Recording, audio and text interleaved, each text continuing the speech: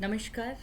आज हम बहुत ही महत्वपूर्ण विषय के बारे में बात करेंगे, भारत के संविधान के बारे में। भारत के संविधान के बारे में जब भी कभी बात की जाती है तो सबसे पहले एक प्रश्न हमारे जहन में आता है कि आखिर संविधान होता क्या है। संविधान की अलग अलग परिभाषाएं हैं जो बहुत से विद्वानों ने दी है। साधारण शब्दों में अगर हम बात करेंगे तो बेसिकली जो भारत का संविधान है या कोई भी यदि संविधान के बारे में हम कहें तो संविधान एक लिखित प्रलेख होता है जिसमें उस देश के बारे में सब कुछ लिखा होता है। देश में कानून व्यवस्था कैसे होगी, देश में शासन कैसे चलेगा, देश की राजनीति कैसे होगी, या देश में प्रधानमंत्री कैसे बनेंगे, राष्ट्रपति कैसे बनेंगे, यानी एक कुल मिलाकर के एक ऐसी पुस्तक जिसमें पूरा शासन करने के तरीके का सब कुछ, सारा निर्माण कैसे होता है वो सब लिखा होता है। जब हम भारत के संविधान के बारे में बात करते हैं, क्योंकि आप सभी जानते हैं कि लंबे अरसे तक हिंदुस्तान को गुलाम रहना पड़ा। हमारे देश में पहले पुर्तगाली आए, हमारे देश में अंग्रेज़ों ने बहुत लंबे अरसे तक जो है अपना शासन स्थापित रखा। तो ऐसी स्थिति में 15 अगस्त 1947 को जब हिंदुस्तान आज़ाद हुआ तो हमारे समक्ष एक सबसे बड़ी चुनौती थी कि भारत में किस तरह का शासन होगा, कैसे सरकार चलेगी, क्या राजा महाराजा होंगे या क्या डेमोक्रेटिक सिस्टम होगा, यदि डेमोक्रेटिक सिस्टम होगा तो कैसा होगा, प्रजातांत्रिक व्यवस्था का स्ट्रक्चर क्या होगा। बहुत सारे प्रश्न थे जहन में।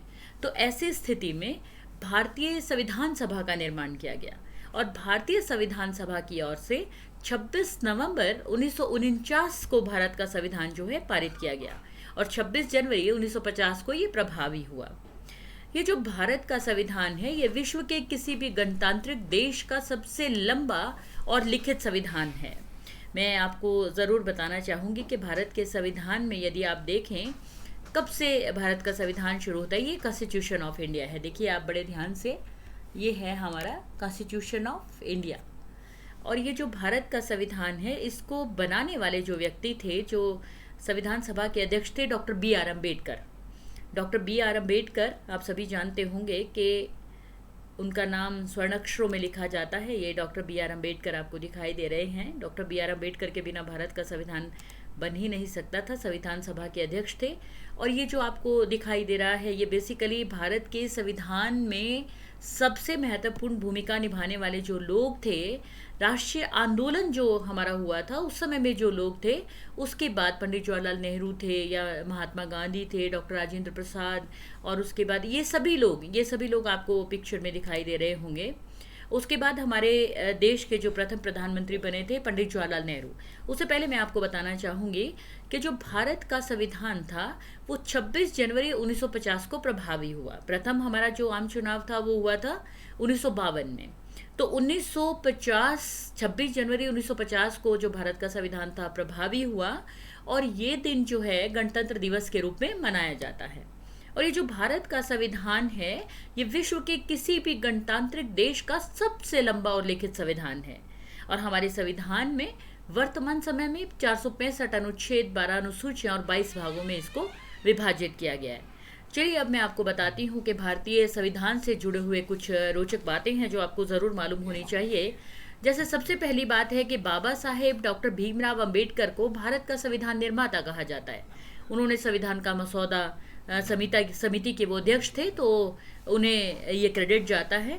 फिर अंबेडकर को संविधान का फाइनल ड्राफ्ट तैयार करने में 2 साल 11 महीने और 18 दिन का समय लगेगा।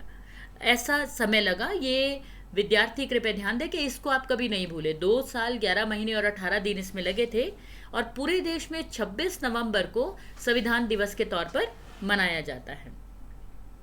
अब देखिए, देश का सर्वोच्च कानून यानी कि हमारा संविधान जो है वो संविधान सभा पर अनुमानित खर्च कहते हैं। उस समय 1 करोड़ रुपए आया था। आज तो 1 करोड़ रुपए की इतनी वैल्यू नहीं है, लेकिन संविधान सभा पर अनुमानित इतना खर्च आया था।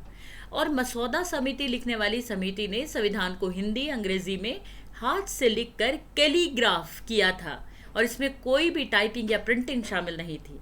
कुछ बातें बहुत अच्छी लगती हैं मुझे संविधान के बारे में। संविधान सभा के सदस्यों में भारत के राज्यों की सभाओं के निर्वाचित सदस्यों के द्वारा चुने गए थे। डॉक्टर राजेंद्र प्रसाद, सरदार वल्लभ भाई पटेल, मौलाना अबुल कलाम आज़ाद आदि इस सभा के प्रमुख सदस्य थे। इसके अलावा बच्चों, जो आपके लिए जानने वाली बात है वो ये है कि संविधान सभा की धारा 74 74 1 1 में ये व्यवस्था की गई थी कि राष्ट्रपति की सहायता के लिए मंत्रिपरिषद होगा जिसका प्रमुख होगा पीएम। और भारत के प्रथम पीएम के रूप में शपथ ली थी पंडित जवाहरलाल नेहरू ने सन 1952 में। और देखिए, जब भारत के प्रधानमंत्री पंडित जवाहरलाल नेहरू बने, राष्ट्रीय आंदोलन में भी उनकी महती भूमिका थी। तो उस समय हिंदुस्तान एक अलग तरह के दौर से गुजर रहा था। हम नए नए आज़ाद हुए थे अंग्रेज़ों की जो आप ये कहेंगे कि गुलामी के बाद हम आज़ाद हुए थे, तो बहुत सपने थे हमारे, बहुत सारी इच्छाएं थी, हम बहुत कुछ अपने देश के लिए करना चाहते थे।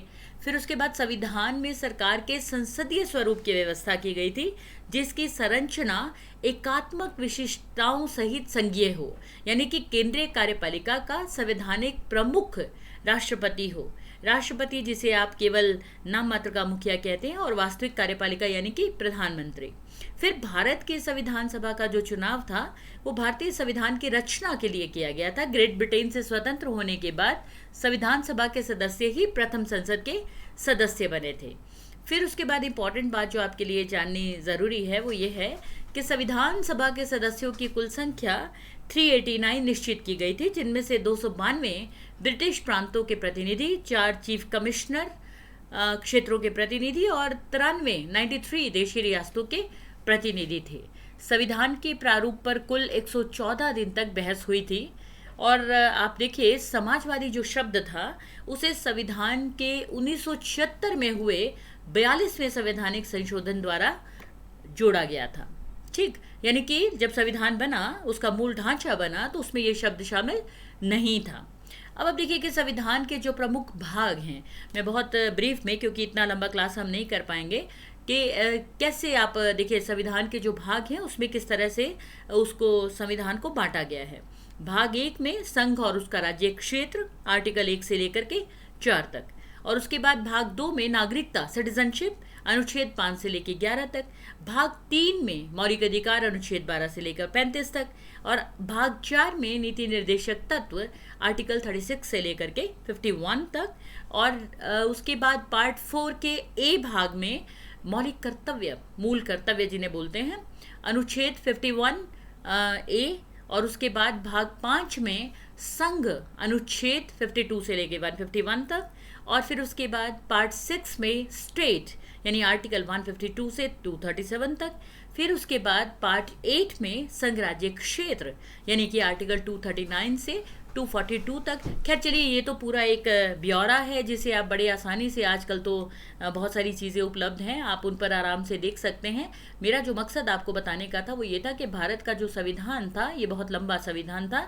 और भारत के संविधान की जो जिसे मैं कहूँ कि भारत के संविधान में आज तक जो बातें शामिल की गई हैं, जो भी हम अब तक देखते रहे हैं भारत के संविधान में, जिस तरह से भारत के संविधान को बनाया गया था, जिस तरह से लागू किया गया था, और जिस तरह से भारत का संविधान काम कर रहा है, उससे भारत के संविधान की अस्मिता बहुत मुझे ऊंची दिखाई देती है। आप लोग भारत के संविधान में आपने directive principles of state policy, और आपने मौलिक फंडामेंटल राइट्स, सब कुछ आप लोग पढ़ चुके हैं पिछले सेमेस्टर के अंदर। तो आप ध्यान से जो है इन चीज़ों को पढ़ने की कोशिश कीजिएगा। एक बात मैं आपसे ज़रूर कहना चाहूँगी विद्यार्थियों, कि बेसिकली आजकल क्योंकि ये दौर जो है कोरोना का दौर है, तो कोरोना दौर के अंदर आपको ये ज़रूर देखना होगा कि ध्यान से आप देखें कि क्या जो कुछ भी चल रहा है वो भारत के संविधान के अनुकूल, मतलब आपको देखना होगा कि जो कुछ भी हमारे देश में चल रहा है, क्या अभी पीछे प्रवासी मजदूरों को लेकर के जो समस्याएं आई, या और भी कई तरह की जो प्रॉब्लम्स आती रहती हैं, कि उनको आपको कैसे आप समझ पाएंगे। मैं आपसे बता रही थी कि पंडित जवाहरलाल नेहरू के पश्चात हमारे देश के अंदर कई प्रधानमंत्री आए, कई गए। उनके बाद जो है लाल बहादुर शास्त्री जी का आपने नाम सुना होगा, वे भी भारत के प्रधानमंत्री रहे। इंदिरा गांधी भारत की प्रधानमंत्री रही, और उसके बाद राजीव गांधी भारत के बहुत सारे प्रधानमंत्री रहे। और आप जानते हैं कि नेहरू जी से लेकर के मोदी जी तक, ये नरेंद्र मोदी जी हमारे भारत के प्रधानमंत्री हैं, नेहरू जी से लेकर के नरेंद्र मोदी जी तक भारत में कई प्रधानमंत्री आए और कई गए, सबकी अपनी अपनी नीतियाँ थी। अगर हम यूँ बात करें कि भारत में प्रधानमंत्री की भूमिका और स्थिति के बारे में बताइए, तो मैं ये ज़रूर कहूँगी कि हम अलग से ये नहीं बता पाएंगे कि प्रधानमंत्री की शक्तियाँ और कार्य ये होते हैं। किसी भी प्रधानमंत्री की स्थिति इस बात पर निर्भर करती है कि प्रधानमंत्री कौन है। पद वही हैं, पद की गरिमा इस बात पर निर्भर करती है कि प्रधानमंत्री किस तरह से शासन को चलाते हैं। मोदी जी के रूल करने का अंदाज अलग है, नेहरू जी का अलग हुआ करता था। अटल बिहारी वाजपेयी उदारवादी नेता माने जाते थे, तो उनका जो अंदाज था बहुत उदारवादी था। 10 बरस तक भारत के प्रधानमंत्री रहने वाले डॉक्टर मनमोहन सिंह, उनका कुछ अलग अंदाज था। तो प्रधानमंत्री की स्थिति कैसी है, फिर प्रधानमंत्री अंतर्राष्ट्रीय परिदृश्य में किस तरह से भारत को लेकर के चलता है, क्या मान सम्मान हमारा बनता है। पिछले कुछ सालों से भारत की स्थिति अंतर्राष्ट्रीय परिदृश्य में काफ़ी सुधरी है, तो ये सब हमें पता होना चाहिए। और इसके अतिरिक्त जो सबसे ज़रूरी बात है, आपको ज़रूर मालूम होना चाहिए कि भारत के संविधान में, जब भारत का संविधान बना तब हिंदुस्तान की आबादी लगभग 36 करोड़ थी। तो आज जो है 130 करोड़ से ज़्यादा आबादी वाले देश में क्या वही संविधान अनुकूल है या संविधान में किसी परिवर्तन की गुंजाइश है? ऐसे कुछ प्रश्न अब हमारे सम्मुख उठ करके सामने आने लगे हैं, तो उन पर भी विचार करने की बहुत ज़रूरत है। और आप देखिए कि भारत के डेमोक्रेटिक सिस्टम को, यानी डेमोक्रेटिक सिस्टम आप सभी जानते हैं, for the people, by the people end of the people. तो ऐसे देश के अंदर क्या और भी कुछ संभावनाएं आपको दिखाई देती है? कोरोना काल में बहुत सारी चीज़ों के बारे में मालूम पड़ा। देखिए, देश या राजनीति हमेशा वहीं पर अच्छी होती है जहाँ पर पॉलिटिकल पार्टीज एक दूसरे पर कटाक्ष तो करें, एक दूसरे के बारे में बताएं, लेकिन उसे बहुत सकारात्मक तरीके से बताएं। यानी संघर्ष की स्थिति तो हो, लेकिन वो सकारात्मक हो। तो इस तरह की स्थिति जो है रहनी चाहिए। भारत, आप जानते हैं कि बहुदलीय प्रणाली है और यहाँ पर कई तरह के दल हैं। हर दिन दल बदलते रहते हैं, हर दिन निष्ठाएं बदलती रहती हैं, हर दिन सरकारें बदलती रहती हैं, और अभी बड़ी मुश्किल से एक स्टेबल सरकार को हम लोग देख रहे हैं। तो ऐसी स्थिति में कोरोना काल के अंदर भी सरकार अपनी तरह से कार्य कर रही है। मैं आपसे ज़रूर कहूँगी कि कोरोना संकट में जो है, जिस तरह से मोदी सरकार ने कार्य किया है, उसने हिंदुस्तान का स्थान पूरे विश्व में बढ़ाया। और आप सभी ने भी देखा होगा।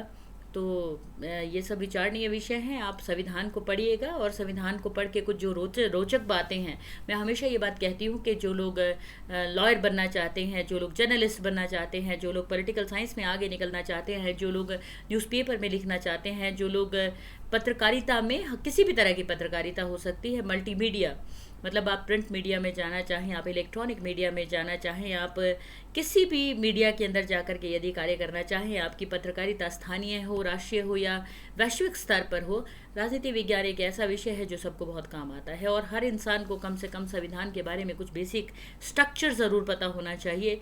तो ये बहुत ज़रूरी होता है। और लंबा अंतराल हो गया हमारे संविधान को बने हुए, आज तक हमारा संविधान बदस्तूर उसी तरह से चल रहा है। नो डाउट इसमें संशोधन होते रहे हैं, आवश्यकता के अनुसार संशोधन किए गए, और संशोधन किया जाना ज़रूरी भी है। एक इमारत यदि हमने आज बनाई, तो आप 10 साल के बाद उस इमारत में बहुत से परिवर्तन की गुंजाइश दिखने लगती है। तो ये ज़रूरी होता है। तो विद्यार्थियों, आप, मुझे उम्मीद है कि इस बात को समझ गए होंगे। और ये कॉन्स्टिट्यूशन ऑफ इंडिया को हिंदी में भी अवेलेबल है, इंग्लिश में भी अवेलेबल है। आप यदि देखना चाहें तो सभी लाइब्रेरीज़ के अंदर पढ़ा होता है, जाकर के देखिएगा ज़रूर। प्रथम पेज पे ही आपको जो है भारत के संविधान की प्रस्तावना मिल जाएगी। We the people of India having solemnly resolve the constitution of India. We मतलब हम भारत के लोग, भारत को संपूर्ण प्रभुसत्ता संपन्न, बहुत अच्छा लगता है पढ़ना।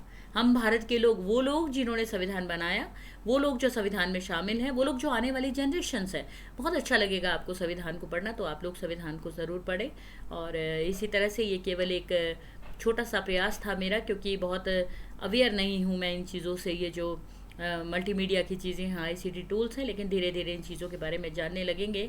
और लॉकडाउन में कम से कम ये सीखने का मौका मिल रहा है। तो आप यदि कोई प्रश्न करना चाहें, कमेंट बॉक्स में आप मुझे ज़रूर बताइएगा। बहुत बहुत शुक्रिया। नमस्कार।